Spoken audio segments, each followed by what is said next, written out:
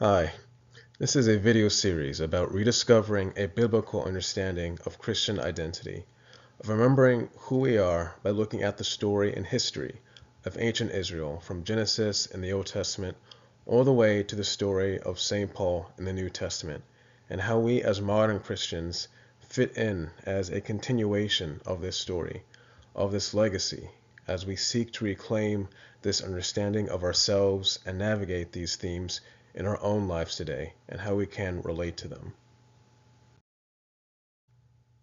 First off, a great song that tells the story of Israel is Jerusalem by Matis Yahu, a Jewish American reggae artist. And in it, he has the refrain, Jerusalem, if I forget you, fire not gonna come from your tongue. Jerusalem, if I forget you, then my right hand forget what it's supposed to do. And he tells the story of Israel's history of marginalization and persecution from biblical times up to the Holocaust, and how in modern times we are forgetting what the meaning of that story actually is. We are forgetting of what the Jews struggled for in the biblical narratives, of what their experiences actually were, and how their dream was finding a heavenly place, a Jerusalem, a place to call home in the midst of the marginalization and the persecution that they would daily see in their lives.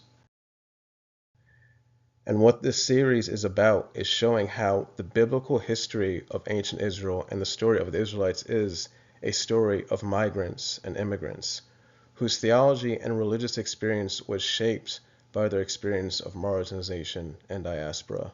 Contrary to the ideology of Christian nationalism, God's work takes place when God's people are working from the margins of society, not from the center of it.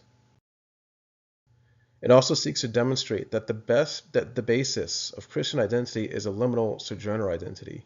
Contrary to the nativist and centralist interpretations and aspirations of Christian nationalism, instead, God's work was always found among people who lived at the margins of society, often as immigrants, with God's program being one of reconciliation and healing, by calling those who live at the periphery and leading them to be forces of reconciliation and reform, so as to heal the chasm between the periphery and the center. So first off, here is a look at Scripture, showing this theme of Israel being a people of immigrants, wanderers, sojourners, and even slaves. My father was a wandering Aramean. Mein Vater war ein wandernder Eremia. He went down into Egypt and lived there as an alien, few in number. Ging nach Ägypten und war dort ein Fremdling mit wenig Leuten. And there he became a great nation, mighty and populous. Und wurde dort ein großes, starkes und zahlreiches Volk. The Egyptians treated us harshly and afflicted us by imposing hard labor on us as slaves. Mon pays l'Égyptio tombé maltraitez-nous, yo malmenez-nous, yo forcez-nous travail ditanku esclave. We cried out to the Lord, the God of our ancestors, to be our help. Nous râlait seyea, bon Dieu zanzet nous yo, puel vin adenu. The Lord heard our prayers and saw our misery, the pain of our hearts and our oppression. Li tonde la prienu, li we nan ki mezenu teye, li we tout la pain ki tenan kenu, li we jan yo tapezenu. The Lord brought us out of Egypt with a mighty hand and an outstretched arm, with a terrifying display of power and with signs and wonders. And he brought us into this place and gave us this land, a land flowing with milk and honey. So that is from Deuteronomy 26, 5-9. Now, all theology is the attempt of human beings looking up from below. We all have a place in which we think about God, in which we relate to the scriptures. In the context, the place of my work is within the United States of America, a country known as a nation of immigrants. And as a person descended from German and Haitian immigrants, I chose to read the biblical passage in German and Haitian Creole to reflect how I see the grand narrative of Israel's experience as a migrant nation of wanderers and sojourners, of immigrants who experience marginality and alienation in lands that were not their own. And I believe that this matters because Israel's wandering heritage is also the heritage of the church, since we are Israel's spiritual descendants. Contrary to this understanding, there is the phenomenon of American Christian nationalism, which seems to understand the American church from an ethnocentric white American point of view. In this day and age, we are experiencing a kind of identity crisis regarding the identity and direction of both the Christian church and the American nation within the United States. Christian nationalism seems to be a reactionary response to both the perceived lessening influence of both Christian and traditional white American values within the public sphere. Christian nationalism seeks to reverse this by seizing political power and insisting that Christian and American identity are one and the same, namely that to be American is to be Christian, and to be Christian is to be American. But this is heretical and a disservice to both identities. This is because American identity is not tied to any one religious expression, nor is Christian identity tied to any one cultural or ethnic expression. Just as Christ was both human and divine without mixing or diluting the essences of each, so must these two existing identities be lived without corrupting the essences of either. However, within Christ, both the human and divine still met and interacted with each other within Christ's person. Like Christ, followers who claim his name are called to live in a liminal space between two worlds.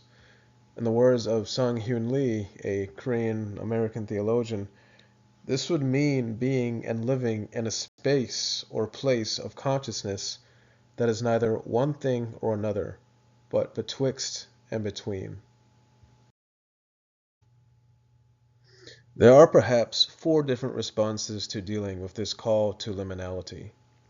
Three responses seek to reject it. One seeks to affirm it. The first response is to retreat entirely within the spiritual world, so as to become ineffectual and irrelevant to the secular world. This is the politically passive church, which seeks to retreat from the outside world entirely into an entirely spiritual realm, so as to make it ineffectual and irrelevant to, the world outside of it.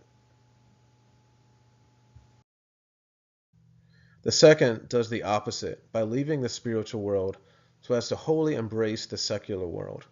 Although they may now be socially active, they no longer have a relationship with Christ's spiritual teachings and love, so that a kind of extremism may arise through a passion that is not tempered by humility or charity. And this is what we see happening on the secular left, on the extreme fringes of it, as well as extreme fringes of the right as well, politically. The third seeks to combine the two, so that it transforms both without faithfully preserving the tenets or essences of either. This is Christian nationalism, and that it seeks to combine the church and the state into one new entity. The fourth is the way of liminality. It rejects both extremes while at the same time embracing them. It does not lean one way or the other, but it is the balancing of both. It is the creative center. If we were to look at a picture of two rings or two circles, the first two go all into one of the rings. So the first approach would go entirely into the spiritual world. The second approach would go entirely into the secular or political world. And then the third combines them to make a single ring. So it seeks to combine the spiritual and the secular world into one ring, into one sphere. The fourth is centered on the peripheries of both rings as a locus point that connects the two without blending the two. It participates in both without being fully centered in either. In a wholly different image, for us, there are four worlds that are relevant. One axis is vertical between the realms of heaven and earth, the first two worlds. The second horizontal axis is between people groups, two other worlds. In the center of the 4 points is Christ and Christ's church, so that the symbol of the cross in this context symbolizes Christ's reconciling work between heaven and earth, between people group and people group, so that God, who remains beyond all things, is simultaneously one within all things. Christ's work as mediator and reconciler brings him into the cusps of multiple fringes as the bridge between them, so that God may be all in all. So this gives us a way of thinking of how we can live into our spirituality while also impacting the world around us, of practicing both justice and righteousness in a meaningful way as a bridge point between the two worlds without mixing them, just as Christ, as both God and human, serves as the bridge point between heaven and earth without mixing the natures of either. The experience of this underlying oneness within diversity can be identified with communitas. Within his work from a liminal space, Sang-Hyun Lee defines communitas as a genuine communion with others. Additionally, for Lee, communitas becomes realizable through a process of liminality that involves alienation, awakening, and reintegration. First, one must become alienated and separated from a social structure. This leads to liminality, which is the state in which a person is neither one thing or another, but betwixt and in between existing structures. Within the space of liminality, a person is freed up from the usual ways of thinking and acting, and is therefore open to radically new ideas. Freed from structure, persons in liminality are also available to a genuine communion, communitas, with others. When a person is freed from the social roles and assumptions that dictate how they think they should think and feel about others, they are free to relate to others not as a social category, but as a person, an incarnate soul. In other words, when we take off the masks that are given us to play like a theatrical part, we can truly see each other face to face, heart to heart, light to light, person to actual person. So what this is about taking off your personal identities for a moment, seeing the world outside of these structures, from the outside looking in, and seeing how the world looks different when we merely see each other as souls first and categories later. Thus, liminal space is also where a person can become acutely aware of the problems of the existing structure.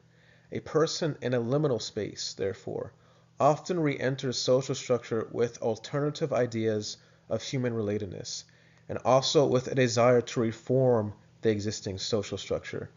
Human beings cannot exist in liminality for a definite period. They have to enter some kind of structure, at least for survival as human beings. Thus, social change involves a dialectic movement between liminality/communitas and structure. Without occasional immersion into liminality/communitas, society becomes static. So, in order to enact authentic social change, what this involves is, again, it's stepping out of the structures that we live in to look at it from the outside looking in, so as to gain a better perspective of what are the things, are the root problems that prevent us from living out in the way that we should be. Thus, liminality's creative potential consists in its capacity to be open to what is new, to generate communitas as the alternative human relatedness, and 3, to change and transform the existing society by prophetic and subversive knowledge and criticism, envisioning and enacting new ideas and models. When we look at the history of Israel, we perceive precisely this exact pattern. The history of Israel is a history of wandering, of moving in between various worlds at the periphery, so as to then radically transform the center. Indeed, change always came from the liminal spaces of Israel's existence, from the periods of wandering and sojourn. It was always the people and places that were rooted in the center, who had the power in society, that caused corruption. What was up to the sojourners, the powerless, the people who lived at the edges of society, who had to question the norm, who had to question the way things are to see how things probably ought to be, to reform and save from corruption. Needless to say, God was always found among the sojourners. This is why Christian nationalism is heretical. It seeks salvation through entrenchment at the center of power, instead of rootlessness. The Spirit or wind of God cannot blow and move that which is rooted in the earth. The more we entrench ourselves in the fetishization and idolization of earthly power, the farther we are in being transformed by God's spiritual power. But the church is to be a community of spiritual nomads. We are called to move where the Spirit takes us.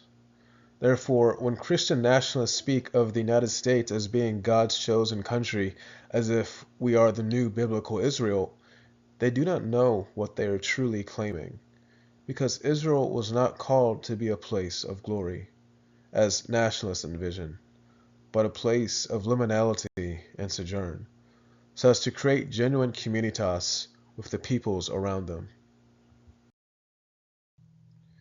Thus, nationalists are like James and John, the sons of thunder, as described in Mark chapter 10, as follows. James and John came forward to him and said, Teacher, we want you to do for us whatever we ask of you. And he said to them, What is it you want me to do for you? And they said to him, Grant us to sit, one at your right hand and one at your left, in your glory. But Jesus said to them, You do not know what you are asking. You know that among the Gentiles, those whom they recognize as their rulers lord it over them, and their great ones are tyrants over them. But it is not so among you. But whoever wishes to become great among you must be your servant, and whoever wishes to be first among you must be slave to all. For the Son of Man came not to be served, but to serve, and to give his life a ransom for many. So to live into an identity as spiritual Israel means embracing alienation, not Americanness. God's salvific history was expressed among Semitic nomads, not Anglo-Americans. Therefore, it is to the history of Israel and their experiences of diaspora and alienation that we ought to look to if we wish to understand what it actually means to be called as God's people. Therefore, my thesis is a theological look at the issue of ethnocentrism in the Bible, and to argue that the Bible, as opposed to depicting a nationalistic God, depicts a God from beginning to end as a God for everyone, whose attributes were developed by Hebrews and dialogue or relationship with other cultures within a state of liminality. Of particular importance is seeing and exploring how in Genesis the struggle is usually between members of the same family. which theologically signifies how different ethnic, group, and political struggles are actually struggles internal to God's own family. In the first parts of the series, we will look at the story of Cain and Abel, Jacob and Esau, and Joseph and his brothers, and how these stories show a recurring theme of two archetypes, the shepherd and the farmer, and how the drama of the Bible is driven by the conflict between these two archetypes, and how God seeks to bring peace and reconciliation between them. There's also the theme of migration and diaspora as a main theme from Genesis to Exodus, which can reframe the book of Joshua not as a struggle between two nations, but as a struggle between two versions of the same people, between Canaanites who lived in diaspora in Egypt, the Hebrews, and Canaanites who never left Canaan. The struggle is then a story more akin to a kind of civil or cultural war, where two factions of the same people are at odds over which version ought to be the future of the country. We will see how the experiences of diaspora, persecution, and marginalization in places like Egypt caused Israel to see the world with new eyes and gave them a new vision of how the world ought and could be. This theme is further developed with the exile in Babylon and the subsequent return, where diasporic Jews who have been influenced by their experiences in other countries come back to again reshape Israel. The end culminates in the story of Paul in the New Testament, who is also a diasporic Jew from Tarsus, who now struggles with his own past ethnocentrism and nationalism when Jesus reveals to him how God has always been a God of all people. This reframes his struggle with the law as then being about a struggle of identity, between developing an exclusively Jewish identity or developing a multicultural identity that sees ethnic Jews and Gentiles as equal in cultural value within the church. I believe that historical narrative is a major component of identity construction. Foundational history, or mythos, is often looked back to in order to help people make sense of the present. It offers a framework for self-understanding and a guide for future action. Therefore, in order to develop a coherent vision of the future, it behooves us to glean from the wisdom and insights of the past.